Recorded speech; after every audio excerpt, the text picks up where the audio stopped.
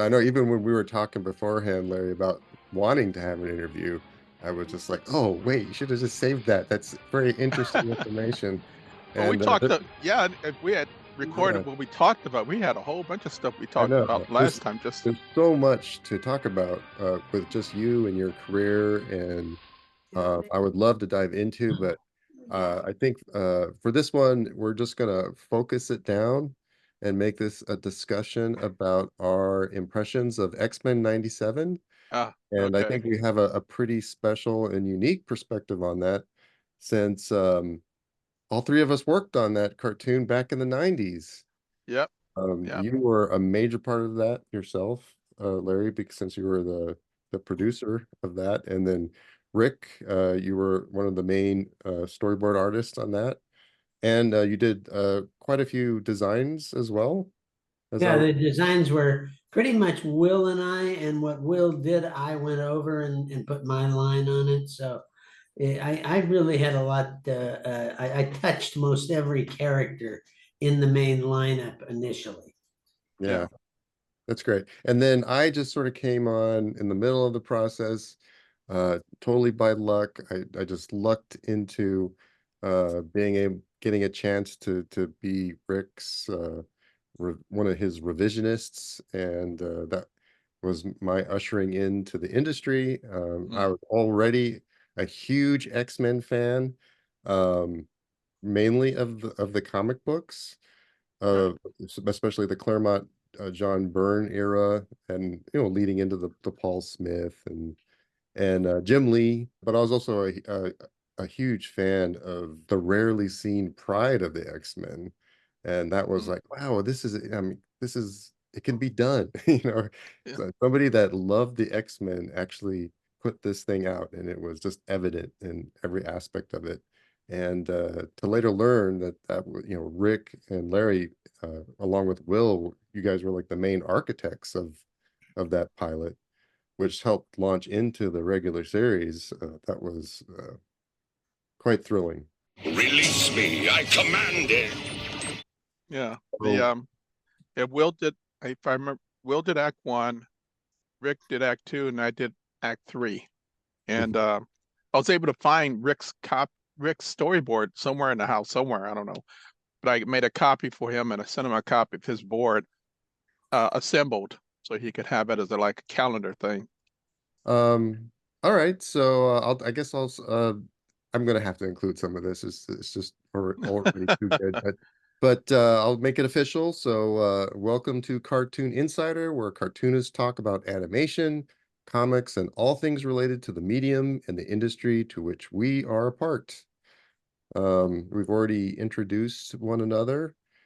Um, let's just jump in and talk about our impressions of the new series. Larry, to my knowledge, you've Yeah. seen all the episodes since you are what is your official title? Consultant The, producer? I'm officially a consultant Hmm. on the series. I've been on it for like 2 years. I'm still in the middle of giving my 2 cents on season two. That's what I'm working Oh, on right now. awesome. And so yeah, I've seen season one and hopefully it sounds like they're going to be season three, but that's in animation, you just worry about, Yeah. what's been approved, where's have Mm. they had is there money for this? Then that means it's real. Everything else is like smoke, you Well, know. episode orders seem to be becoming shorter and shorter as Yeah. we go on. But if anything can break that mold, it'll be this new show. I'm amazed. It came out super strong out the gate with episodes 1 and 2. I was completely hooked. Every episode has been great. This last episode 5, which I just watched, it just dropped today, with the Genosha. Yeah. Uh, and then what happened at the end of that. I don't know if I want to. We're going to talk some spoilers. I think it can't be helped, but there's a Yeah. Yeah. major thing that happens at the end of that episode. Uh, just powerful, so well handled, beautifully animated. Uh, It's one of the best American pieces of animation I've ever seen, and I'm going to Yeah. include in features as well. It's stunning. I think what's most stunning about it is the humanity of it. That is, Mhm. the applied sexual relationships, Yeah. the very adult relationships, and Yeah. I was just really taken with the entire thing and the acting. Mhm. These were Yeah. always good actors, but they really had something to work with here, and they took it to the max on this. And the Yep. animation Yeah. is just stunning. Yeah. Totally. I always, when I talk to people at the conventions, I tell them, look, that's Disney money on the air. Yeah. We Rick and I and Will, we had Saban money. And you guys, It doesn't Did he compare. actually have money? I don't know. I well, know. I heard Saban was actually taking money. Someone told me Saban was actually taking money out of the animation budget, and Oh, and surprise, and surprise. that was part of the reason why not enough money went to the That's actual hard to animation, believe. which is the Yes. part that really honestly suffered. But despite that, Oh man. it's an immensely popular cartoon, and what it did have is it did have your guys' vision for what the X-Men should be. And Yeah. they're following that, I think, pretty closely. It's like you said, that there's more money, there's more time.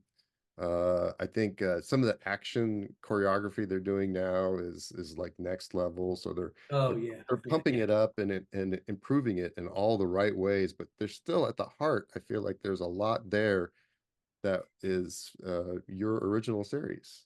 Yeah. A lot of the I got it, I work with the supervising director. His name is Jake. Sorry, I can't remember the last name. And under Jake him is, Castorena. yeah, okay, you got it. Yeah, I And actually know the guy. Been congratulating him on Instagram when he was young, like one of his his first directing gigs. I worked for him to help him out on storyboards for these oh, Batman shorts okay. that they were doing at Warner Brothers, and he showed me that cool old school Detective Comics Batman tattoo he has on his forearm, and I Yeah. just, yeah, it was a good experience, and I just working with that guy that short amount of time, I felt like, okay, this guy's got something. We're gonna see more from this guy, Oh and yeah. sure enough, he shot right to the top at Warner Brothers, and he was directing DTVs.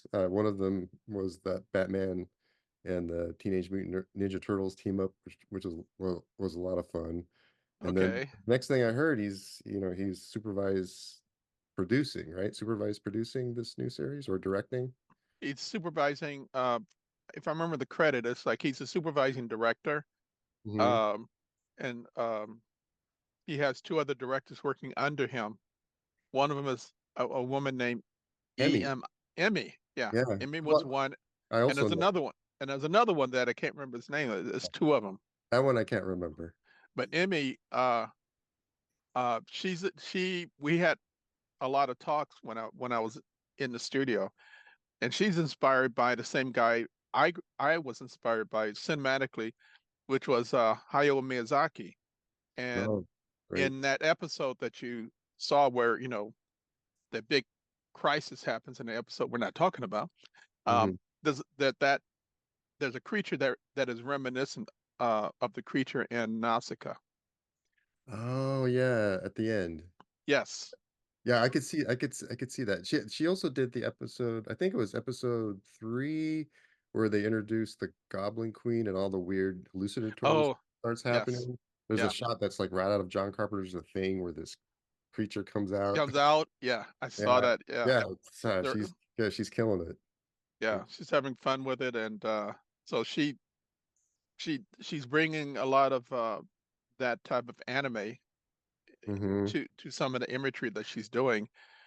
And I have to give her props that she was the one who came up with the idea of Madeline Pride hair down, Jean Grey ponytail, because I was in a meeting when she said it, Mm-hmm. and so That's that smart.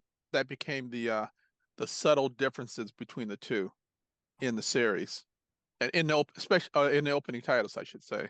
So when you saw Jean, I guess the first three episodes, hair down, and once we discover there's two of them, then the next time it's ponytail. Hmm. Yeah, Yeah, and she that's came up with that idea. smart. Yeah. Now, in the original series, I've lost track because I didn't rewatch it. Was she Jean at the end of the previous series? Had she taken her place? You mean you're not talking about Pride of the X-Men, the one we did, right? No, no, no. I'm talking about the original series that you did, and Oh, we did at Graz. How did it end? Was Jean at the end of that? yes. She Yeah. was okay. Yes.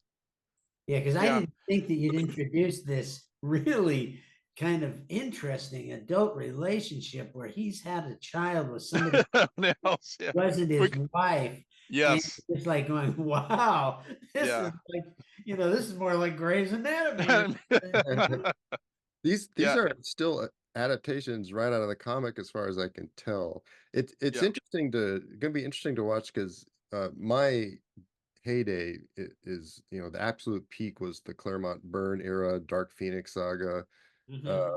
And then I was a huge fan with the Paul Smith up through Jim Lee. And then there was a John Romita Jr. had a pretty good run, and that's sort of where we're in now. It's with that Magneto costume with the big M. Right. I think that was part of that Romita, and near the end of the Claremont era, I think. I don't know, that Goblin Queen. I recall that Silvestri being the artist for some of that. So There's it's a I was sort of I was starting to kind of wean off of the X-Men more and more. So I'm yeah, but I am someone I know Cable and Madeline. Mhm. That's still all part of the mythos. Yeah. I Yeah. think Joe Madureira was in there somewhere Oh in right, there. yeah. No, and I was reading that too. Yeah. Mm, But I was able what most people don't realize is that we only every year we got to pick up was 13. Okay. 13. You mm, know, that we weren't able to plot out like 5 years of stories. It's like we had to write, 13 episodes. And for me, I started dropping uh pebbles, you could say story pebbles, cameos and stuff to try and lead us to the conclusion, whatever stories that we agreed upon with the Lee Walls. mm-hmm. And there's one episode, I think it's called Time Fugitives. And Mm, in the middle of an action, Jean Grey scans the mind of Cable. And in the mind of Cable, she sees Cable's, the technovirus, she sees uh, Scott and her. And that's all she gets. It's like a glimpse of stuff. And what I actually did was I drew Madeline, which looks just like her, but I drew it with the hair down and with earrings. mm-hmm. And you have to look real close to see it, but Mm-hmm. the implication was she saw herself as that was her son because she was just scanning Oh, Cable's mind. And the both, she's a clone, so he looks just like her. So uh-huh. it was something I dropped in there just for fun for people like us who would see it and going, "Oh yeah, that's Madeline." But it was a storyline we could never touch. So and with Why, with the new kids, they ran with it. yeah, why was it a story at that time that you couldn't touch? Oh, just for what Rick said. Yeah, Oh, it's just too adult. too adult. To Yeah. it. Oh, no, I we was couldn't do that. shocked by it last night, to be honest with you. When I watched it, I went, wow, this is so good. And how did they get away with this? Because No, Disney be stepping up going, wait a minute there. But I they're know. they're letting them have free reign to do a really good show. And a Yeah, good show is going to have more adult human beings because right. that's what these people are. We want to see Yeah, them as who they are. Yeah, and yeah, that's what we saw in the comics. There weren't the same restraints. There was no BSMP or so it's I guess yeah, we're finally there where we can do that in hmm animation, and yeah. it's just translating amazingly well. And Yeah, I agree with Rick. I think this run of the X-Men, it's sort of realizing its full potential without any of the hindrances, and right. it's better than a lot of the cinematic stuff that's come out. Outside of like the best of it, but it's up there with the best. It's really Yeah, good. and they had a little scene where they did a camera pan from the sky down to the party, and in the sky you can see the silhouette of the Watcher, signifying that it's an omen of like something bad to come.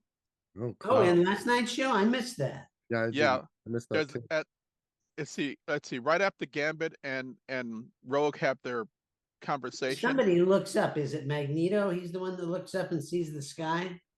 No, it's a cut. It's a cut away from the two of Okay. them, and the next cut is like you open on the sky and the camera pans, and you'll see them in the sky. Oh, that's awesome. Yeah, It's full of Easter eggs, which was another continuation of what you were doing in the original series. Your yeah, show was filled with like cameos from sorts of superheroes that were unnamed, so you could not yeah, have you could get it by the the powers that be. But it was cool to see Dazzler in this latest Yeah, that was yeah, fun. in the yeah, Pride of the X-Men incarnation. That was very cool. yeah, yeah. Mhm. The thing with the cameos was that I think the first time I tried to put one in was Spider-Man. Then Saban kicked it back, Mm, hmm and they never told me why. Because actually, Spider-Man was on the same channel, but now I realize it probably had to do with licensing, whatever. Yeah, because I was- Sony, it was all broken up into different But companies. they didn't want Saban to have any fingers in any of the merchandising, you know, Hmm to have any claim to anything. So I think that's why they shut me down on that. But there was another episode where the writers came up with these mutant slaves and stuff, and they called them Mutant 1, 2, 3, 4, 5. hmm Well, I just went home, grabbed my comic books, put it on Xerox machine. Okay, make this Blob, make this Mystique, make this. I just picked mutant characters, but I kept the same name, 1, 2, 3, 4, 5, Right. and put it in through it. Went to Saban. Nobody said anything. So from that point forward, that's how those cameos got in because I never used their original names. So Yeah. even when I did the Black Panther, he was African mutant number 3. Oh, wow. So I never used anybody's real name. Like Strange was like a mutant sorcerer. The Watcher was an alien mutant. Yeah. Stuff like that. You just throw the mutant in front of anything, and it went right past them. Yeah. You are obviously the right choice to be producing a show like that. Oh yeah. You're obviously a very big Marvel fan, like all of us, all three of us are. Something I was wondering is Uh, the original series, I want to get back to the new one too, but the original series did such a good job at taking the complicated uh, continuity of the comics, and it was quite complicated because Oh different creative yes. teams would come Oh along yeah. and then rewrite stuff and move a different direction or contradict what came before. Um, were you involved with those early story meetings to find a way to streamline that process and choose what to focus on? I think it was myself and Will and the Lee Walls. We Oh, kind okay. of like the first season. They just kind of made a broad. We're gonna start here and end here, and we're hmm gonna do these stories. And the story I think episode 10 was like the 11 was Days of Future Past, hmm and so we basically uh thought plotted out what could happen, and then just I mean it's very loose, and then that they went ahead and wrote it.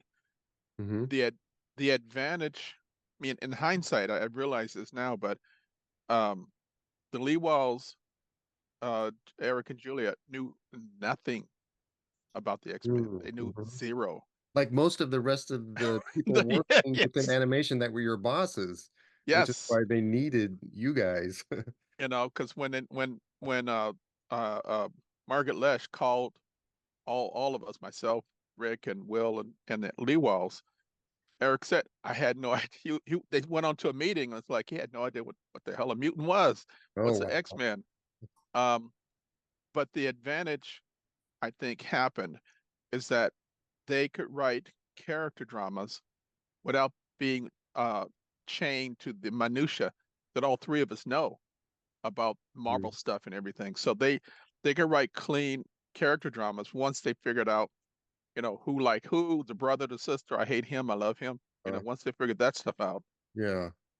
they could write something that was accessible Mm-hmm. to the public because we had to get ratings, Yeah. and so they had to make it accessible to, I think our demographics was 7 to 12 or something like that, Mm-hmm. and so we had to keep the, you know, that's what we had to get in order to stay on the air.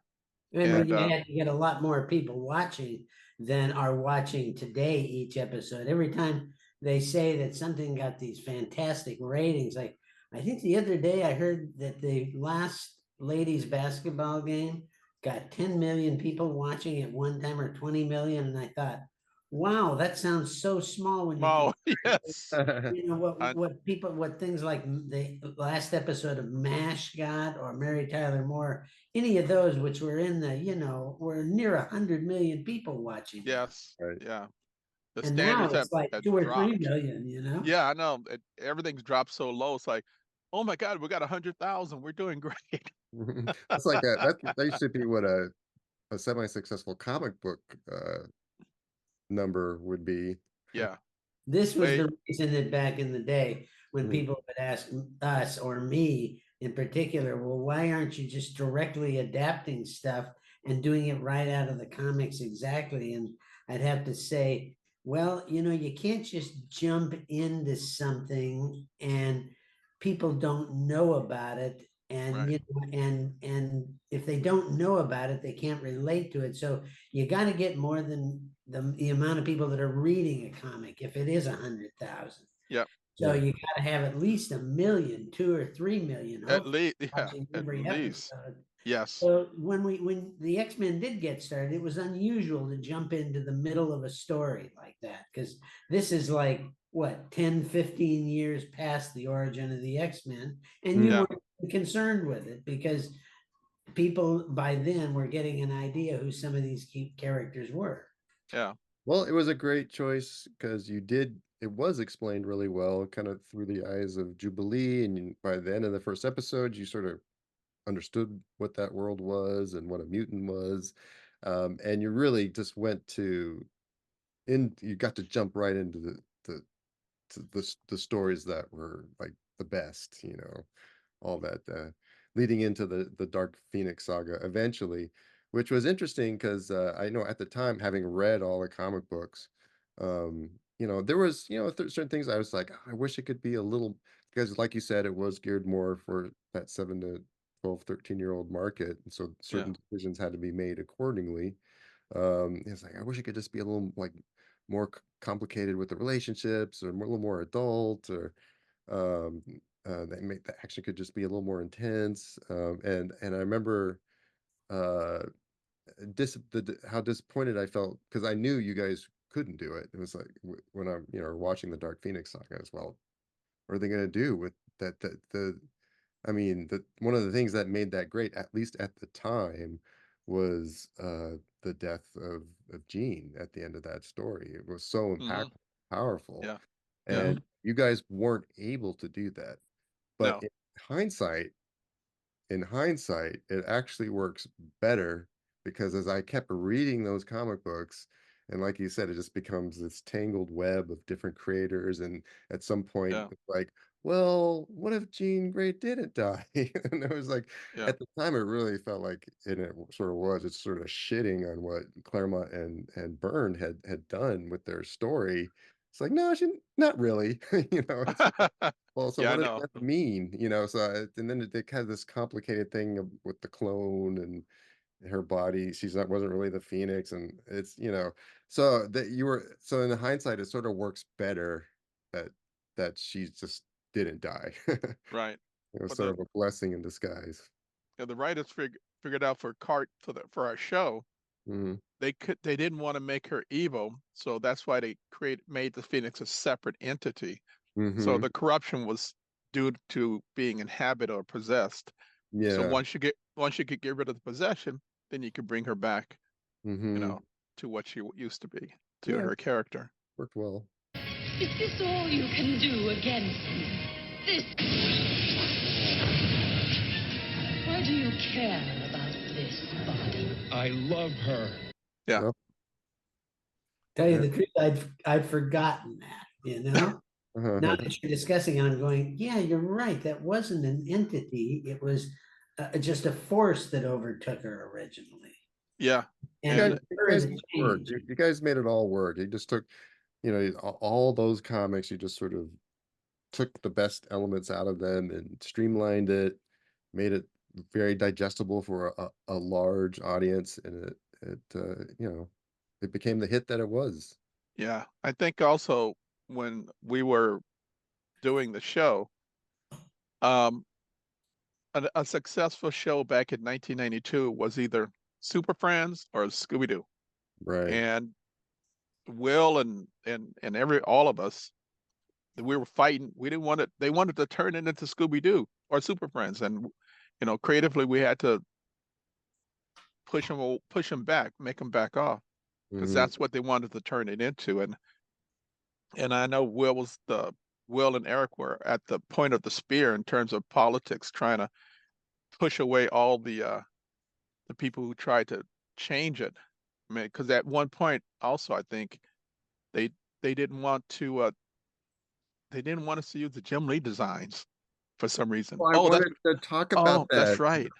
Yeah, because Jim Lee had started their own company, and they didn't want us to promote the Jim Lee style in our cartoon show.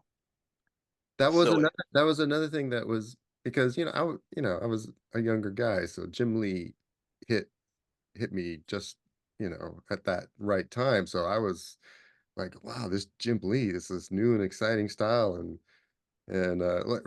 on your boards. I wish I still had those, Rick, but there was a lot of times I was like rendering Jim Lee line work over your roughs just Oh, to I try and love that. Yeah, I yeah, love try and that capture it. approach. I But thought Yeah. that was really fun. but Yeah. I never vocalized it, but I was just like, why couldn't this be like I love what they're doing, but why couldn't they like feed on that style a little bit more? And I heard you talk about that in another interview, Larry, that it was actually, in your mind to do so, but it was sort of kaputzed, I guess, huh? Yeah, I mean, and Rick knows this better than I do, but it's like you can only get so close to having, making it look like a comic, but you got to minimize those lines That's true. Oh, because that was Yeah, the biggest problem that I think that we had trying to do Marvel stuff for so long is they kept wanting more detail, like a well, freaking I didn't know. I had no idea about any of this stuff when I started working for you, Rick. I was, yeah, you guys were way more knowledge. I didn't know anything about what was animatable back when I just come out of comic books. So yeah, but you guys were smart because I mean, despite some of the shortcomings of the final animation from overseas, it did achieve a very cool comic book look with the heavy blacks and the yeah, the look and feel did feel comic book like in a and I produced way. yeah, and I one thing I tried to do is that when I get boards come back in, um, I knew we didn't have Disney money, okay? So I had to take out if someone tried to do Disney animation and full animation, it's like, nope, had to take it out and make it. I tried to make, I guess I was channeling my inner kid. I remember Doug Wildey in his Johnny Quest days. He'd Hmm. have these panels of these gorgeous scenes, Hmm. beautifully rendered, but nothing really moved. Or Mm. if yeah. it moved, it was like something small, like a head turn or a point. And I Yeah. tried to use that logic on the X-Men and have scenes that look great, but nothing you could look at it, but nothing moved. Yeah, it's an Yeah. animatic type thinking and it works great. One Yeah. of the things with the new one, as far as the animation goes, and I was wondering if you could talk on this a bit more. When I look at it, the consistency is amazing on the character animation and how they move. Yeah. I did notice at the end they've got these 3D rendering Yes. of the character. Yeah. So my suspicion is that there is a 3D armature that they're working off of on the character animation, and can you confirm or deny I that can confirm. that bit of I information? No, I can confirm they do have overseas and oh God, studio. It's not. I think it's Studio Mir, but I could be wrong. Hmm. But the studio that it's a Korean studio, but they have the facility to do that. Hmm. Yeah. And so That's they had why I says, and there was something about Bishop in particular, his hair and the way it's so perfectly moved and animated. It's like, oh, they're animating over the top of yeah, these, these That built. makes sense because there was like a yeah, shot in it too. I believe it was Rogue who comes in and flies at you overhead and away. And I went, wow, that is like perfect body Yeah, animation. yeah, yeah. That makes real sense that they're using those. Yeah, and yeah, know what's great, and I think is really adding to the storytelling and the character drama too, and something that I think we avoided more in the old days is there's a lot of close-ups on characters, like really close, cinematically close, I would say, like live Uh-huh. right, action, which we've always historically been like, yes, you can't really do it like live action. You can't stay on depend on some wonky Korean drawing from overseas yeah. to like on this close up too much, Oh but God, that's so true. they do a Yeah, lot of that, and it works. It works just as well as live action, and it's so consistent too. But it's yeah, being shown that it can be done, and it's great to be seeing that. I don't know if you guys ever, not to digress too much, but have you guys seen Scavenger's Reign? It's a no, No. sci-fi series. I want to say it was aired on Max. It's very French looking. Oh, there's some like Mobius I've heard of characters. it, I believe. Yeah. It's amazing. And that it's got two modes. It's got this Miyazaki wide landscape mode because they're on an alien world. They've right, crashed these astronauts have crashed on an alien world. They're trying to survive, and the landscapes are so bizarre and alien and beautiful. So you have all these very wide shots, but the character drama between them is so like intense and dramatic. You get it well, almost like like Sergio Leone movie or something. Yeah. Where you no, get big wide shots and then you get or John Ford, maybe even as he's a good example of that. So you're seeing, yeah, it's great to be seeing that applied to cartoons and not have those limitations there. Like you're really getting that acting, right. in a way that we couldn't. Before we wrap it up, a few things. What does a typical day working on the new production look like for you? Like what type of things? Is it every day It's or do they bring you in just like every so uh often or in the beginning, I was going physically into the studio about a couple of years ago, hmm and now a lot of stuff I just do here at home. I just yeah. pop on the computer. They have a batch of animatics for me to look at, and I give them my 2 cents on episode by episode. hmm And then Oh, after that, yes. the director takes the notes, and that's the thing about being a consultant. You give them your feedback, but then they either take it or don't take it. I mean, it's up to hmm because they're the directors. I'm just giving my 2 cents, and then I go, I get off the computer and I take care of my rest of my life.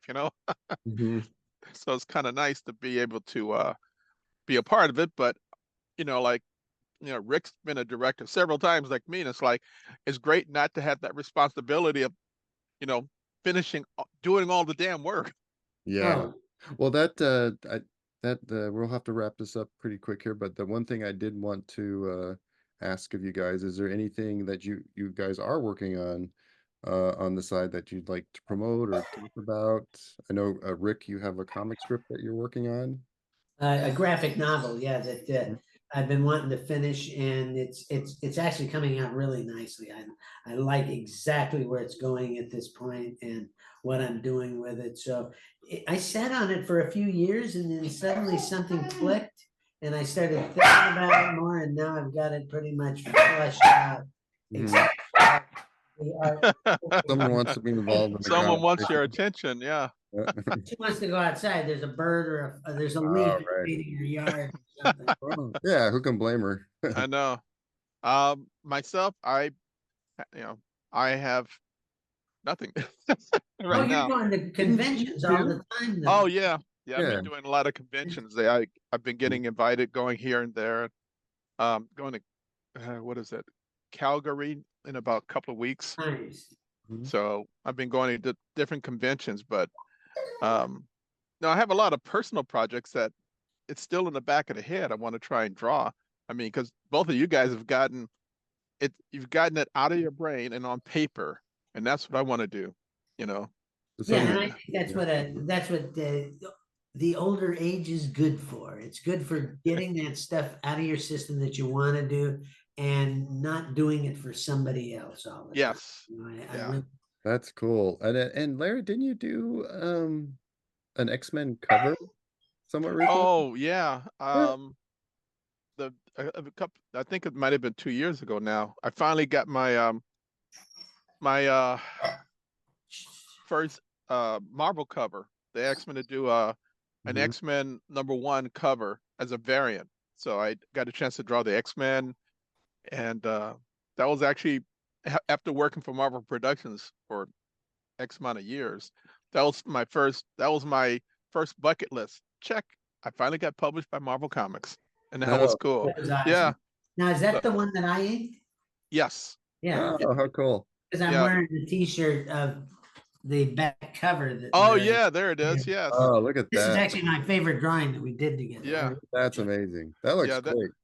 That was the back cover of the Lee Walls book. Right, Oh, exactly. yes. Yeah, right. Yeah. Okay, I still need to get a copy of that, by the way. Oh yes. It's still in Hold print, on, and it's on it's full of Amazon. all the information. Yeah. Really All the good books. They did a Yeah. good job with those. All right. Well, super cool, guys. We're all obviously excited for the new show, and congrats, Larry, for the work you've been a part of on this new one, and Yep, it's been can't wait great to stuff. see. Can't just wait. Maybe we'll do another one down the road for We the gotta draw Will back in. half. It'd be Yeah. great I to would have, love to, if that's possible. I know, Will was going through some medical stuff, and he's coming out of that. So I don't know if that would change his um I think it might. He's feeling Yeah. good now. It's been fun to read his posts yeah. and see that Yeah. he come through this on the other side with a real up uh, feeling about the Oh, whole thing. great. Yeah. Yeah, so I think I almost called him and said, maybe we could have you surprise the guys on this. And then I thought, no, that's not my place to do that. Oh, that would have been totally fine. In fact, I talked with Larry when we were off air, just like, hey, is when I was trying to put this together, it's like, can we have Will there too? Because Will was an architect of Pride of the X-Men and very much Yeah. involved in that whole era. So if we can do this again and get Will to come on board, that would be amazing. All right, guys, take care. All right. See ya.